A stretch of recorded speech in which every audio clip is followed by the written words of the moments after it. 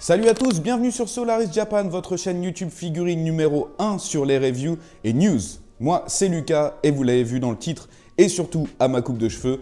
Aujourd'hui, on va vous présenter 3 figurines Dragon Ball Z. Et plus précisément de 3 magnifiques figurines de la gamme GX Materia, à savoir Goku, Gohan SSJ2 et Krillin. Ne perdons pas plus de temps avec les présentations, c'est parti. Aujourd'hui, les 3 figurines qu'on va vous présenter font partie de la gamme GX Materia. Cette série est principalement connue pour ses figurines Dragon Ball de très haute qualité, même si on a aussi quelques figurines One Piece. Et c'est surtout grâce au travail colossal du sculpteur Varrock. Il n'y a qu'à voir les commentaires sur les forums ou sur YouTube pour se rendre compte à quel point ce sculpteur est un génie. Il est d'ailleurs très certain que vous ayez déjà vu passer sur les réseaux sociaux une de ses figurines, parce qu'elles sont considérées comme les meilleures de Dragon Ball, c'est tout. Et on va commencer en premier lieu avec la figurine de Black en Super Saiyan Rosé. Au niveau de la pose, il est en plein mouvement juste avant d'exécuter sa technique spéciale avec la faucille. D'ailleurs, je ne connais même pas le nom officiel, dites-le dans les commentaires si vous le savez. Et je ne sais pas comment vous expliquer avec mes mots, mais la figurine donne une impression d'agressivité assez incroyable. Au niveau de la sculpture, on a beaucoup d'éléments assez pointus qui donnent un côté agressif à la figurine, et ça tombe bien puisque on connaît à quel point Rosé est un personnage agressif et sadique, notamment avec pas mal d'écorchures sur les habits ou sur le personnage. Et en opposition, on a cette faucille qui est plutôt d'un aspect rose, un petit peu doré avec des paillettes qui, moi personnellement, me rappellent un petit peu Barbie. Ce qui est quand même assez rigolo quand on connaît la personnalité de Rosé. Mais je pense que c'était assez compliqué de reproduire l'effet qu'on a dans l'animé. Je voulais juste trouver un petit point négatif à dire sur la figurine tellement elle est parfaite. Au niveau de la taille, la figurine est assez imposante, 17 cm, ce qui est une très belle taille pour une prize figure. C'est d'ailleurs la figurine la plus grande des 3 qu'on va vous présenter aujourd'hui. Mais il y a un peu de triche. Regardez la taille de ses cheveux, c'est quand même assez abusé. Je pense que ça doit faire 10% de son corps. D'ailleurs, en parlant de ses cheveux, ils sont superbement bien détaillés. La couleur est juste magnifique. Pareil au niveau des vêtements, vous avez qu'à regarder les pliures dans tous les sens. Ils ont même été jusqu'à parfaitement refaire sa bague. C'est le genre de détails qui franchement sur des prize figures peuvent virer au vinaigre. Et regardez son expression du visage. Est-ce que si vous avez une image en tête de Goku Rosé, vous pouvez imaginer mieux que celle-là?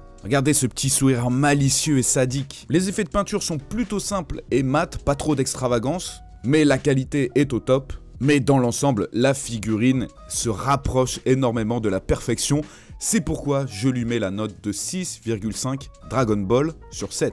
On enchaîne avec notre chauve préféré, et je ne parle pas de Jason Statham, mais de Krillin. Premièrement, je dois avouer que des figurines stylées de Krillin, il n'y en a pas énormément. Enfin si, il y a celle de chez Tsume Art, mais ça vaut plusieurs centaines d'euros. Là, je vous rappelle qu'on est sur une prize figure, les gars. En plus, ce qui est bien avec celle-ci, c'est qu'elle vient de sortir en mars 2022, donc ça va être assez facile pour vous de mettre la main dessus. Bon, d'ailleurs, au cas où, on la vend, le lien est dans la description. Et on retrouve Krillin dans une pose superbement masterclass, je sais pas si ça se dit, mais j'avais envie de le dire, qui vient à peine de lancer son Kenzan en direction de Freezer. Et vous l'aurez compris, c'est une des qualités de cette GX Materia Line et surtout des sculptures de Varrock, c'est le dynamisme apporté au personnage et surtout, au niveau de ses habits, c'est tout simplement parfait par rapport au manga et à l'animé. On retrouve même le petit trou qui a été fait lorsque Freezer l'a embroché.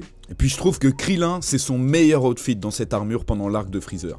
La petite particularité en plus de cette figurine, c'est que son attaque spéciale est détachée du personnage. Vous pouvez un petit peu balader le Kenzan comme vous voulez. Et vous pouvez aussi et surtout exposer la figurine sans le Kenzan si vous estimez qu'elle prend trop de place. Alors on pourra reprocher le fait que la figurine est un petit peu petite, 11 cm, mais bon, ça correspond bien au personnage, Krillin, il a jamais été très grand. Honnêtement, j'adore sa pose et j'adore son expression du visage. On voit parfaitement sa rage et son désespoir pour essayer de faire quelque chose contre Freezer. Krillin, je vais lui donner la note de 6 Dragon Ball sur 7. Vous allez me demander pourquoi? Bah regardez ça vous fait pas penser à une Dragon Ball? Et on termine avec le meilleur personnage de Dragon Ball Z, Dragon Ball Super, tout confondu. Super Saiyan 2 Gohan. Bon, ça peut jouer aussi avec Trunks du futur, hein, il avait la classe. Et là encore une fois, on retrouve le personnage en plein milieu d'une scène culte lorsqu'il assène son dernier boost de Kamehameha face à Cell.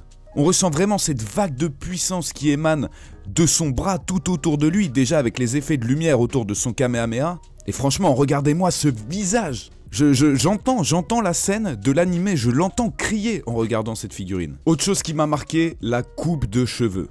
Franchement, c'est parfait, il n'y a rien à redire. On a même des petits reliefs brillants dans ses mèches, et je trouve que c'est cet effet qui est le plus réaliste de tous ceux que j'ai vus jusqu'à maintenant. Et au niveau de la peinture, on a quelques petits ajouts qui ne sont pas présents sur les autres figurines, à savoir des ombres et d'autres nuances de couleurs sur son uniforme. Au niveau de la taille de la figurine, on se retrouve avec 12 cm de hauteur, ce qui la place entre celle de Black Goku et de Krillin, ce qui fait sens quand on connaît la taille réelle des personnages. Et vraiment, je le répète encore une fois, il n'y a quasiment rien à redire sur cette figurine, elle est quasiment parfaite. Je lui mets la note de 6,5 Dragon Ball sur 7. J'aurais mis un petit peu quelques traces de sang sur le personnage, notamment au niveau du bras ou sur son front. Et là, ça aurait été parfait.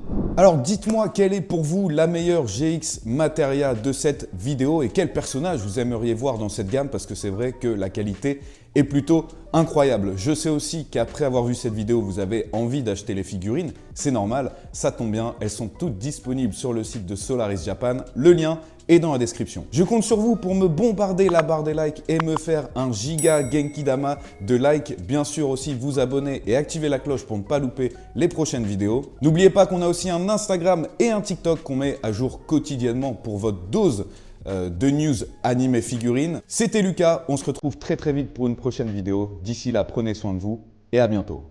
Ciao.